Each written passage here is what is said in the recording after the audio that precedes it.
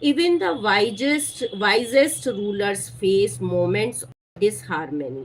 जो बहुत चतुर राजा हो, कभी कभी उसको भी ऐसे मोमेंट्स, ऐसे क्षण फेस करने पड़ते हैं जो डिसहारमनी से भरे हुए हों। डिसहारमनी बच्चों, मनमुटाव या मतभेद। तो सबसे जो प्रसिद्ध जो वाइज मतलब जो चतुर शासक होते हैं, उनको भी कभी कभी ऐसे क्षणों का सामना करना पड़ता है जिनमें कि मनमुटाव हो जाता है उनका या भेदभाव हो जाता है। And at one such time, और ऐसे ही एक समय में, the king had a quarrel with his queen. तो ऐसे ही एक समय में राजा का झगड़ा हो जाता है। क्वारल मीन्स झगड़ा हो जाता है अपनी रानी से। रानी का क्या नाम है? तिरुमलम्बा। तिरुमलम्बा, थिरुमलम्मा भी कहते हैं इनको, तिरुमलम्मा भी कह सकते हैं। तो अपनी रानी के साथ उनका झगड़ा हो जाता है।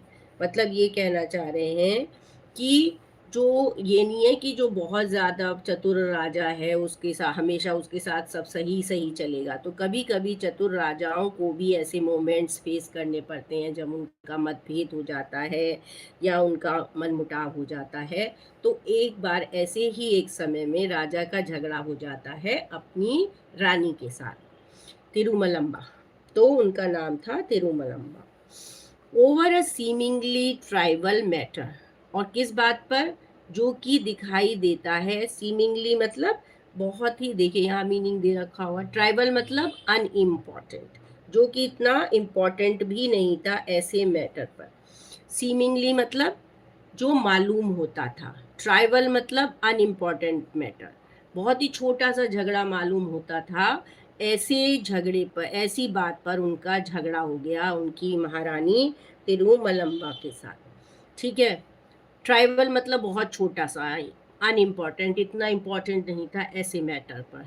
फॉर वीक्स, हफ्तों तक, he did not utter a single word to her, उन्होंने एक भी शब्द बातचीत नहीं की रानी के साथ। And in his frustration, frustration मतलब बच्चों निराशा, और अपनी निराशा में he stopped visiting her all together, मतलब उन्होंने उसके पास जाना ही बंद कर दिया। राजा जैसे रानियों का अलग अलग महल होता है ना, तो उनकी तो दो रानियां थी, आप लोगों ने टीवी सीरियल्स में देखा होगा। तो जो इनकी बड़ी रानी थी ये तिरुमलम्बलम, तो इस पे इनके पास जाना, इन्होंने बात करना इनसे बंद कर दिया, हफ्तों तक बात नहीं की उनसे और गए भी नहीं वहाँ।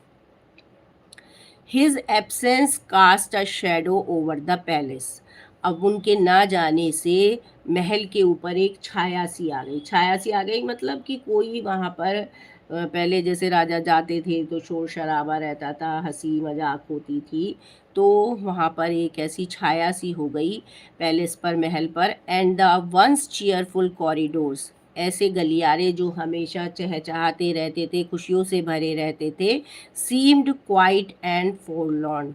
फोरलॉर्न का मतलब है लोनली, कि वहाँ पर बिल्कुल भी ना तो शोर शराबा